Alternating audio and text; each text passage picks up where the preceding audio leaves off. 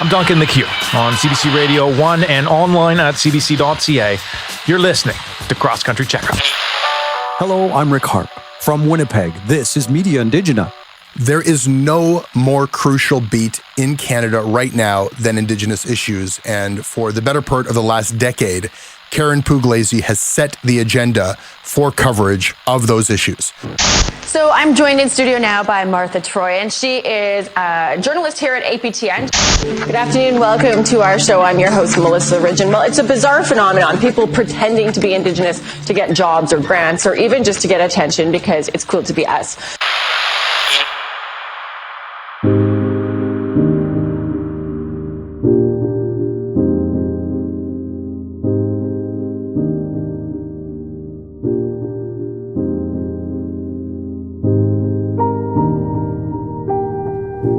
That was this edition's Moment of Disruption, a sound collage of recent media appearances featuring some of the guests who have been interviewed for this very special edition of Pop Journalism. In this edition, we take a close look at Indigenous media representation in Canada. This project was undertaken as part of a Masters of Journalism course at Carleton University. Joining me as co-producer of this week's show is my collaborator from Carleton, Karyn Pugliese. Hi, Kevin. Hi, Robert. Thanks for having me. I'm happy to be here. Why don't you start us off by introducing what this project is all about? Sure. We've interviewed notable Indigenous journalists from CBC and APTN, a news and entertainment network by and for Indigenous people. We've also spoken with independent and freelance reporters and Indigenous scholars. We wanted to find out why they chose to engage with mainstream journalism and what choices and challenges they have faced working inside and outside of mainstream media outlets. We should acknowledge upfront that our exploration here has some limitations. We only interviewed journalists who have worked at mainstream media outlets at some point in their careers. We did not approach journalists who work at a First Nation-based or community-based media outlet. With that being said, let's let our guests introduce themselves. I'm Melissa Ridgen. I'm a host producer with APTN National News. I'm based in Winnipeg. My name is Rick Harp. I am the host producer of the Media Indigenous podcast. My name is Martha Troian, and I am originally from Lac-Seul First Nation, which is in northwestern Ontario. I also have ties from Wabaskang First Nation, which is also in up north. I am an independent investigative journalist and producer. Duncan McCue, Anishinaabe and I am a Ojibwe from the Chippewas of Georgina Island First Nation. Mainga Ne Dodem, I'm Wolf Clan. I work for CBC. John M.H. Kelly, adjunct research professor, and I'm with the Department of Journalism and Communications. And I'm a Skidegud Haida from the West Coast. I'm Karyn Pugliese. I'm assistant professor at the Ryerson School of Journalism. I worked a bit for CBC, CTV. I worked at APTN, and then iChannel, Vision TV, and went back to APTN. I've also written for the National Observer. I've occasionally published in the Globe and Mail. Karyn Pugliese, in addition to her current position at Ryerson, was also the executive director of news and current affairs at APTN. To start, I asked her if she thinks mainstream media outlets accurately represent Indigenous stories. The media tends to not show up when things are peaceful or when things are building up or during the point where these tensions are rising and trying to be solved peacefully or through negotiation. They tend to show up when there's crisis. And so they portray accurately some things.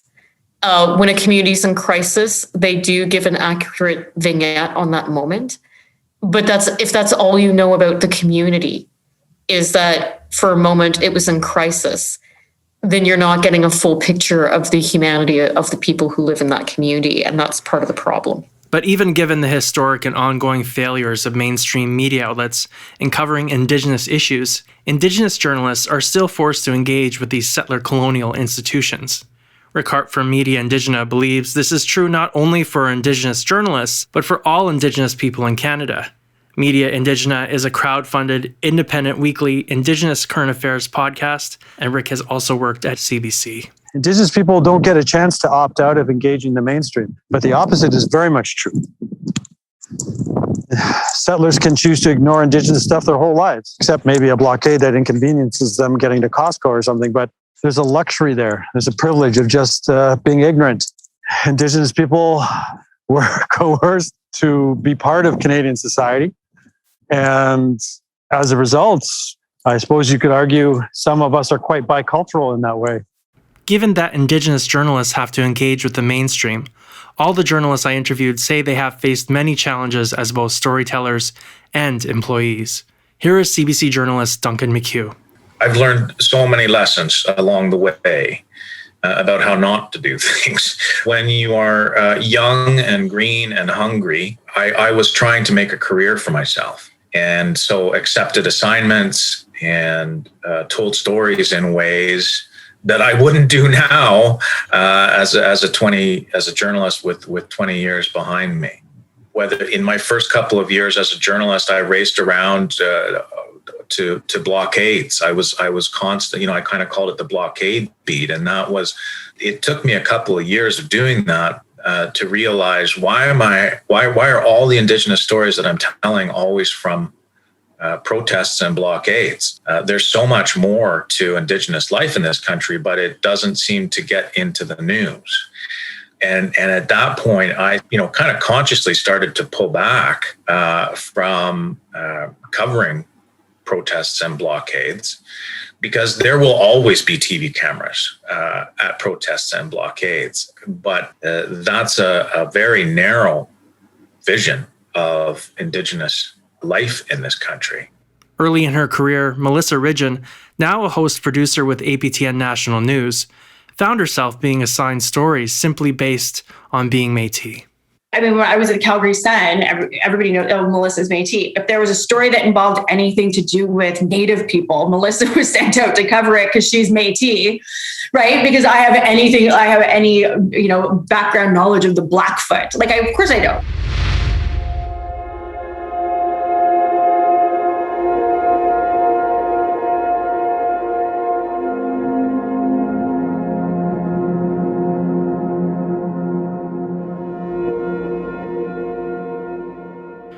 Journalists who choose to report for Indigenous audiences, like those who watch APTN National News, can explore stories in greater depth. When I've worked at Indigenous news outlets, we often take a lot of shortcuts. And one of the examples I use, I can talk to another Indigenous person and I can say, hey, do you remember way back when C31 used to take status away from women and the NIB wasn't on board on it, and then a bunch of women formed NWAC and we got to C31. So I'm a C3102 and my son is actually a MacGyver baby. So he's become a C3102 through that. That conversation is a whole conversation that makes sense to another Indigenous person, but a non-Indigenous person has no idea what I was just talking about. Melissa Ridgen says this is true even for the non-Indigenous audiences that tune in to APTN. You know what you're getting at APTN. You know that this is from an Indigenous perspective. It's to an Indigenous audience. And so you're not going to expect that I'm hand-holding your settler hand through the issues, right? If you've tuned in, I kind of assume that you're at a different state than if I was on the local radio station trying to tell the same story. I would tell the story differently if it's like, Melissa, you're a reporter speaking to the broad population of just Winnipeggers or a small town or whatever. I would tell the story differently as a journalist than I tell the story to APTN's audience. And if you are tuning in, I think that you appreciate that I'm talking to this audience like that, and you're getting to listen. At non-Indigenous media outlets, more explanation is required to introduce many Indigenous issues to mostly settler audiences. Another barrier to understanding, according to Rick Harp, is that settler media outlets and their audiences aren't really that interested in Indigenous stories either. Journalism's all about hooks. And unfortunately, that hook is, operationally speaking, what would interest a settler about this story affecting Indigenous interests? And in some ways, it's like trying to tell a story about, Latvia why would a Canadian care about Latvia? I mean, unless they were born there. But you'd have to go, how much detail should I go into this? Now, of course, there'll be people who submit, it's not that foreign, Rick Harp, calm down. But some days I might as well be talking about what's going on in the Red Planet. Karyn Pugliese, who has worked at APTN as well as at mainstream outlets, tells us more about how these conversations happen within a mainstream newsroom environment. I would have a hard time sometimes pitching stories that were Indigenous and getting people to understand them, because the implicit bias that is in mainstream newsrooms still tends to be sort of a boomer male, and it certainly was back then. So you've got a boomer male editor who's asking, well, why would this story be of interest to our audience? And however he's imagining that audience, he's imagining them like people like himself. So they're interested in things that are happening in their lives, to their children, to their neighbors, not to something that's happening to somebody else who they don't think they're ever going to meet or know about.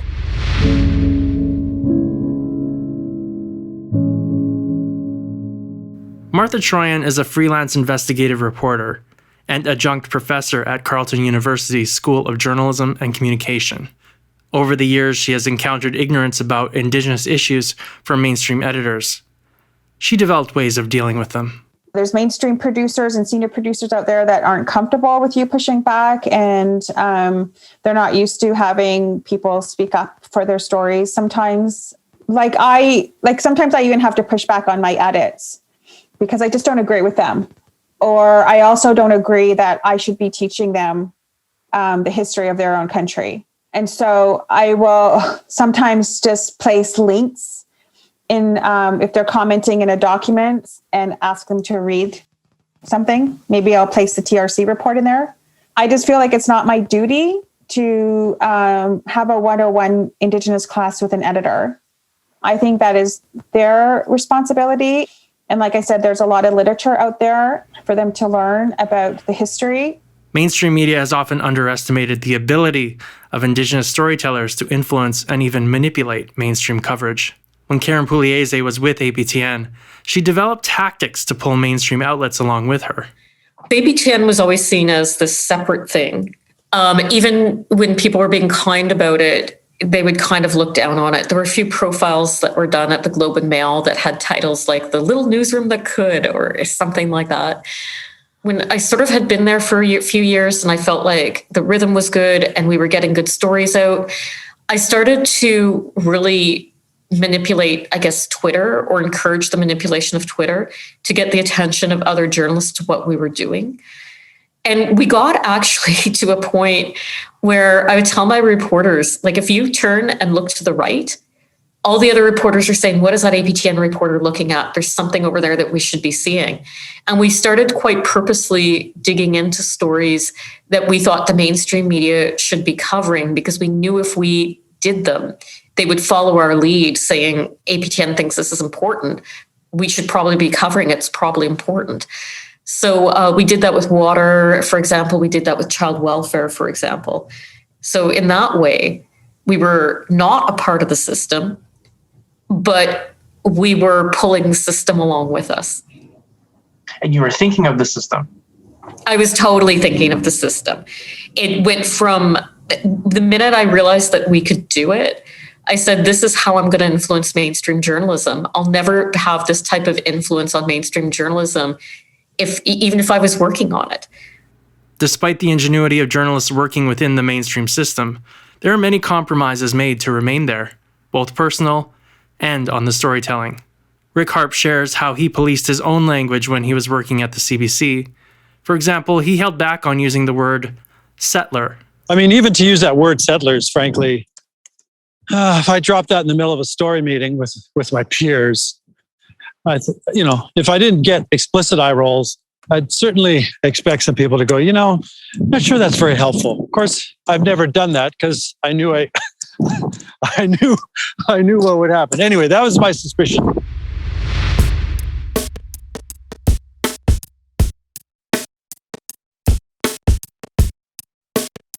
Thanks to all the journalists who shared their time with us. One of the influences behind this project was a book co-authored by John M.H. Kelly, a longtime journalist and now an adjunct research professor at Carleton University. The book, titled We Interrupt This Program, Indigenous Media Tactics in Canadian Culture, encourages Indigenous journalists to navigate through the system on a day-to-day basis, influencing it as best they can. You know, in many ways, Indigenous journalists are holding ground. Canada is still an unjust colonial country, and, by extension, so is mainstream Canadian journalism. For Indigenous journalists, making incremental change is both a survival technique and a tactical way to challenge the system. But it comes at a personal cost to the journalist. However, as John M.H. Kelly insists, it's important for Indigenous journalists to hold ground in mainstream newsrooms and institutions like Carleton University's School of Journalism and Communication. I asked John for further suggestions on how Indigenous journalists, like me, can challenge the system from the inside. Well, Robert, by being there, you challenge them by your very presence. That only you can report because you've been on the inside and are on the inside. Then you're presenting to the rest of the world what we're all about. I really think that we need to continue to infiltrate the system, so to speak. I'm saying that in a very positive way, actually.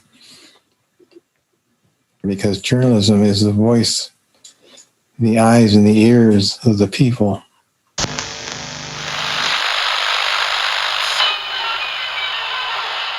This podcast was co-produced by Robert J. Ballantyne and Kevin Philipupillai.